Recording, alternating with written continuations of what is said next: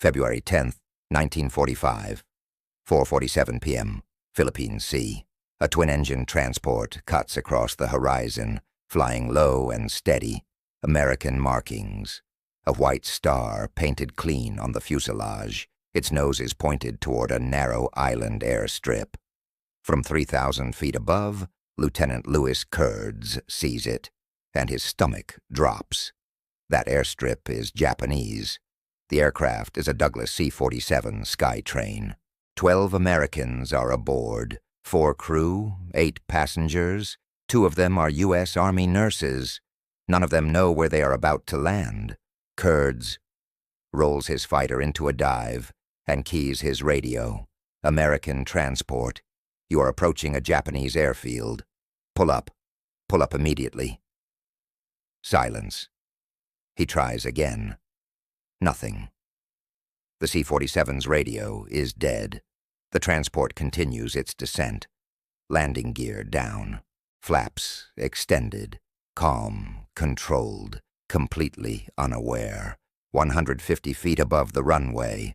Below, Japanese anti-aircraft gunners track Kurds through their sights. They are not firing at the transport. They believe it is one of theirs, an American aircraft captured earlier and now returning home. They are firing at him.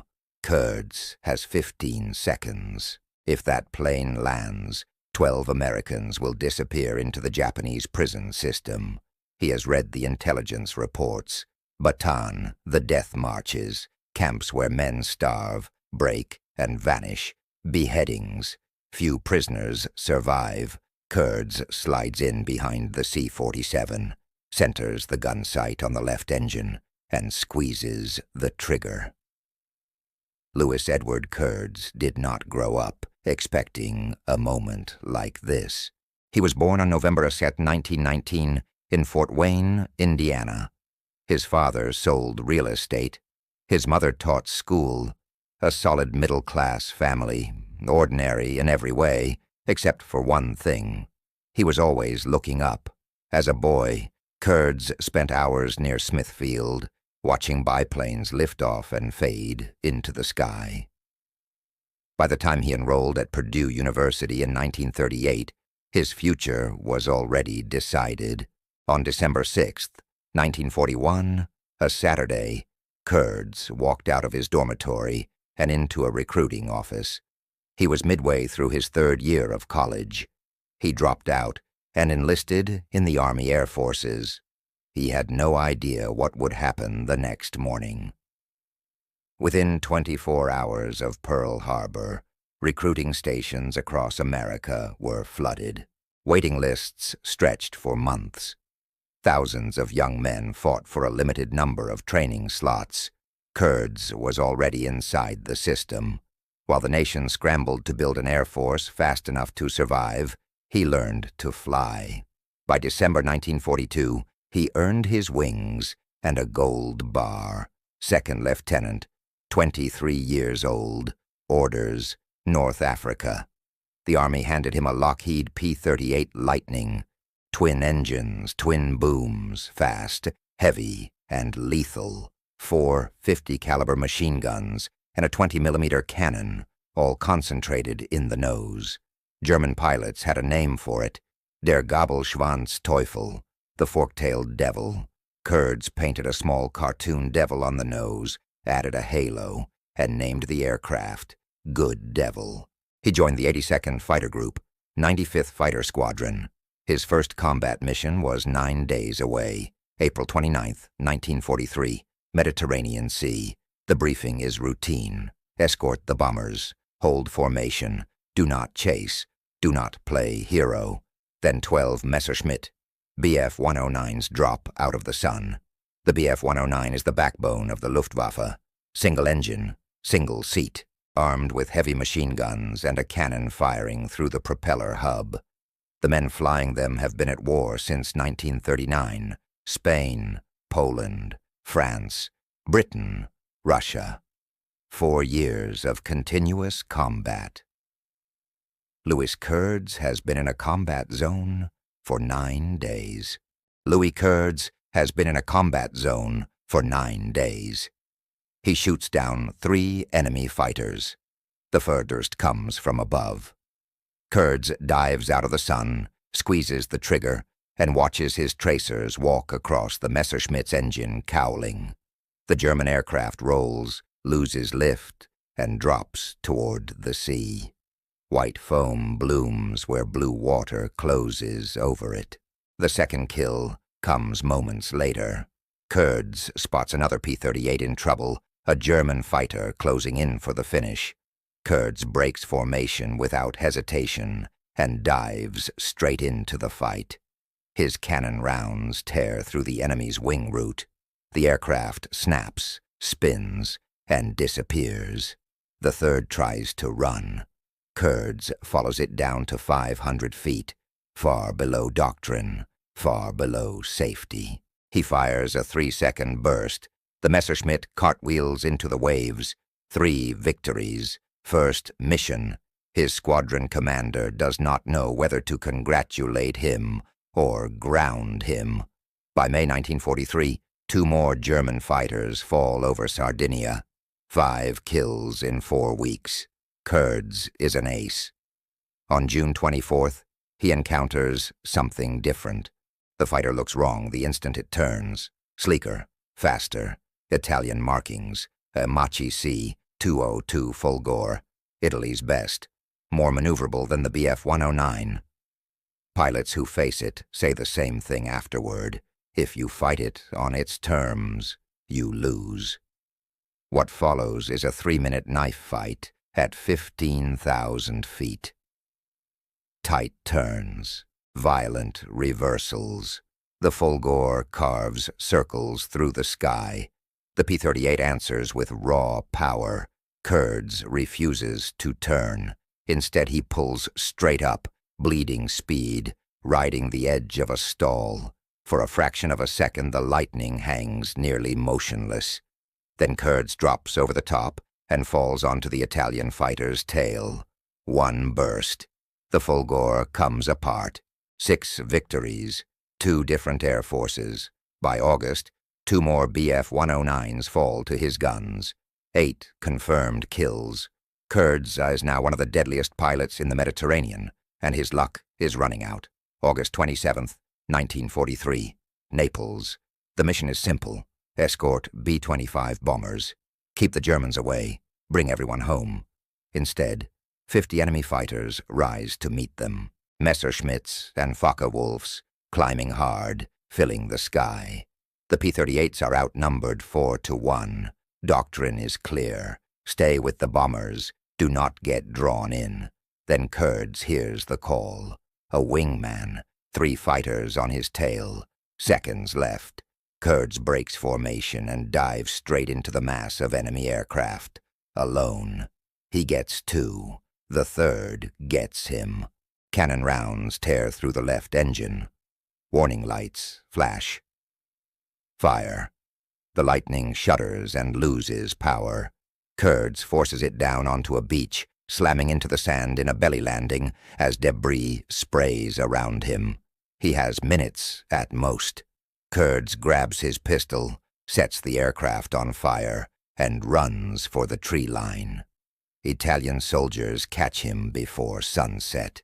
The prison camp is chaos. Italy is tearing itself apart. Mussolini has fallen. The new government is negotiating surrender. German troops are pouring south to seize control. September 3rd, 1943. The radio crackles with the news. Italy has signed an armistice. The guards understand immediately. When the Germans arrive, the camps will belong to the Gestapo. That night, the guards make a choice. They open the cells, hand out rifles, point toward the mountains, go. 20 Allied officers walk into the darkness, Americans, British, Canadians, all with the same destination, Allied lines. The problem is distance, 150 miles south, across the Apennine Mountains, through German-occupied territory, on foot, in winter. The Apennines run down Italy's spine like a wall, peaks over 9,000 feet, forests without roads. No shelter except what can be stolen. No food except what strangers are willing to risk their lives to give. Kurds and the others move only at night. 5 miles on a good night, 2 on a bad one. They navigate by stars when the sky allows it, by compass when it does not, by instinct when the compass fails. Daylight is spent hiding. Caves, barns, abandoned shepherd huts, with roofs that leak snow and rain. Food comes from Italian farmers who understand the cost. Bread broken in half. A wedge of cheese passed silently from hand to hand. Never enough. Always accompanied by fear in the eyes and a finger pressed to the lips. Silencio. The Germans shoot anyone caught helping escaped prisoners. In October, they make contact with partisans, men who have been fighting since Mussolini fell. They guide the group around checkpoints, through forests the Germans do not fully control. Catholic priests hide them in monasteries, stone buildings older than memory, where questions are not asked, and Latin prayers echo off walls that have stood for centuries. Winter closes in. The winter of 1943-44 is merciless. Snow piles 6 feet deep in the passes. Temperatures stay below 0 for weeks. Most of the men are still wearing the clothes they were captured in. Boots wear through. Hands crack and bleed. One man does not make it. A British wing commander dies of pneumonia. They bury him in an unmarked grave and move on. There is no pause, no rescue, no miracle. They walk for 9 months. On May 27, 1944, Louis Kurds stumbles into Allied lines at Monte Cassino. The battle has been raging since January. The monastery is rubble. The hillsides are layered with the dead. Kurds looks like a civilian, Italian peasant clothes, unshaven, hollow-eyed. His English carries an accent picked up from months of hiding. Soldiers nearly shoot him as a spy. Back in Fort Wayne, his parents already have the telegram. Missing in action. Presumed dead. His mother has held the memorial service. Kurds walks back from his own grave. Most men would stop there. 9 months behind enemy lines. A prison escape measured in hunger, cold, and luck. Enough war for anyone. Kurds volunteers for more. There is a condition. Under the Geneva Conventions, escaped prisoners cannot fight again in the same theater. If he is captured in Europe a second time, the Germans will torture him for names, for the farmers, the priests, the partisans who kept him alive. Their survival depends on him leaving Europe. So he does. August 1944, the Pacific. New unit, new base in the Philippines, new aircraft. The P-51D Mustang is everything the P-38 was not. Lighter, faster, longer range. A Packard-built Rolls-Royce Merlin pulling him through the sky at over 400 miles an hour. 6 50-caliber machine guns. 18 seconds of fire that decide outcomes. Kurds names it Bad Angel, the opposite of Good Devil. Europe and the Pacific. Light and dark. February 7th, 1945. Southwest of Formosa. Kurds spots a twin-engine aircraft at 12,000 feet. Japanese markings. A reconnaissance plane. Fast, unarmed, built to escape. Kurds does not let it. One burst. The aircraft explodes. 7 German fighters, 1 Italian, 1 Japanese, 3 enemy air forces. Only 2 other American pilots in the entire war will ever match that record. And 3 days later, Kurds will face the decision that matters more than all of them combined. Kurds is not finished.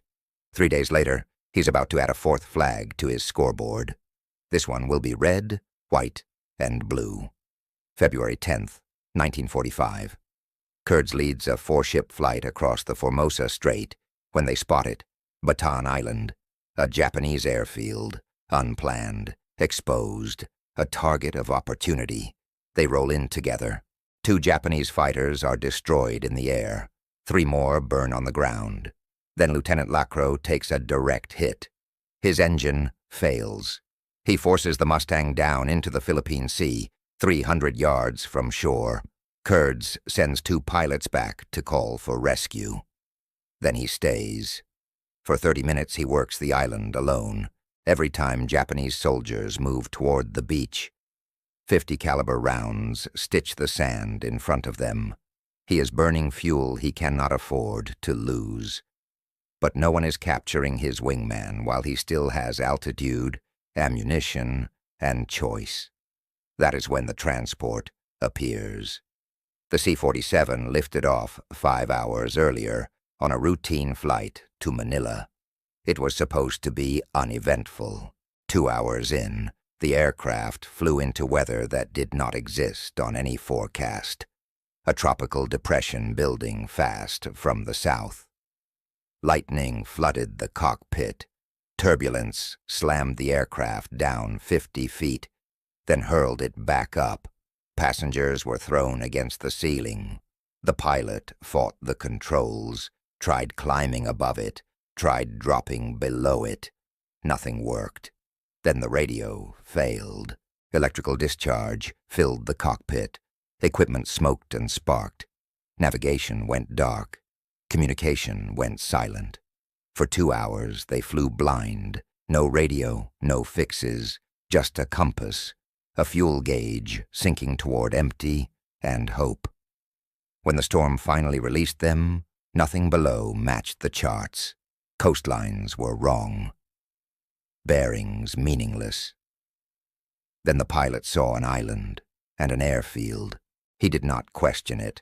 He had no way of knowing it was Japanese. Kurd seized the C-47 at 150 feet, seconds from touchdown.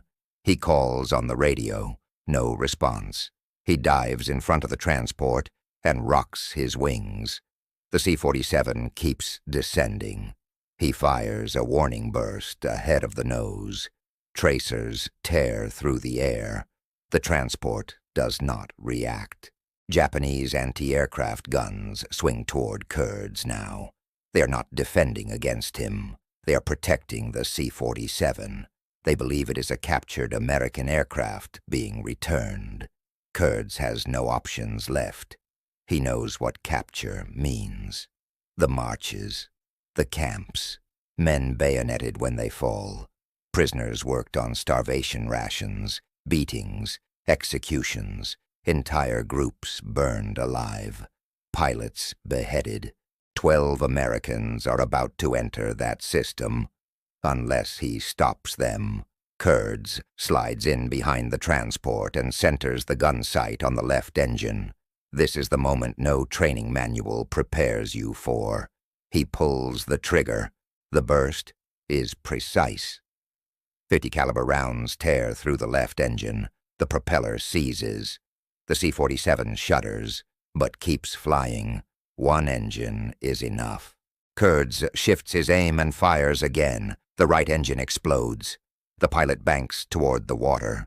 The aircraft strikes the Philippine Sea at speed. The fuselage holds. Life rafts deploy. 12 people in the water, all alive.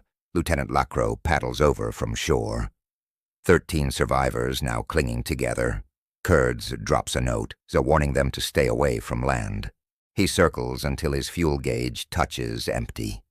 Then he turns for home. Before dawn, Kurds is back in the air. He leads a PBY Catalina to the crash site. The sea is calm now. The rafts are still clustered together. Everyone is there. Everyone is alive.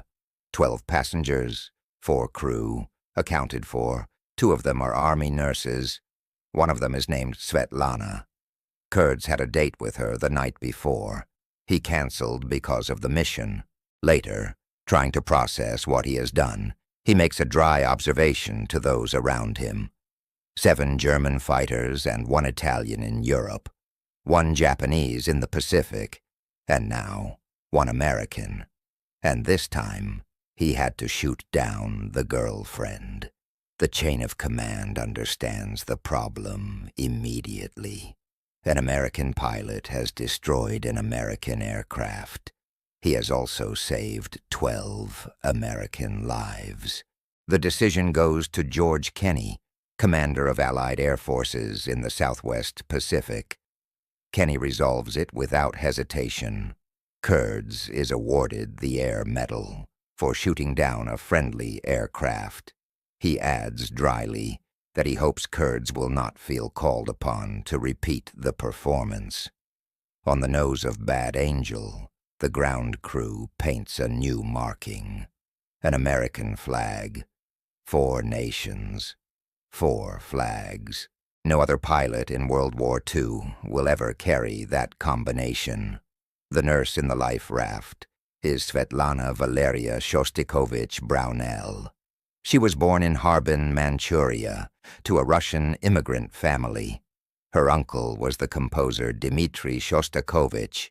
Her stepfather was a United States Marine who brought the family to America before the Japanese invasion. On February 10, 1945, she ended up floating in the Philippine Sea because a fighter pilot from Indiana made a decision no rulebook could cover. Family stories disagree on the details. Kurds. Daughter. Later says her father may have been casually dating one of the nurses, but also that he went on a blind date with her mother soon after. The exact truth sits somewhere between memory and myth. What is not disputed is this. April 13th, 1946, Allen County, Indiana. Louis Kurds marries Svetlana Brownell. They stay married for 49 years. They raise 2 children. They live quietly in Fort Wayne. Whatever happened in that life raft lasts half a century. Kurds remains in uniform after the war. During the Berlin airlift, he flies C-54 transports into a blockaded city, landing day and night as Europe balances on another edge. In October 1963, he retires as a lieutenant colonel after 22 years of service. He starts a construction company. He builds houses instead of destroying machines. February 5th, 1995. Fort Wayne. Louis Kurds dies at 75. He is buried with 9 aerial victories, 4 national flags, a prison escape measured in months, service in 3 major theaters, and a distinction no one else holds. His widow Svetlana is buried beside him in 2013. The math of February 10th, 1945, never changes. If the C-47 had landed, 12 Americans would almost certainly have died. Because it was shot down, 12 lived. Kurds had 15 seconds, shoot down a friendly aircraft, or watch 12 people disappear into the Japanese prison system. He pulled the trigger. That is not just a war story. It is a love story. Strange, violent, impossible. Most heroes get statues or parades. Louis Kurds got a small flag painted on the nose of an airplane.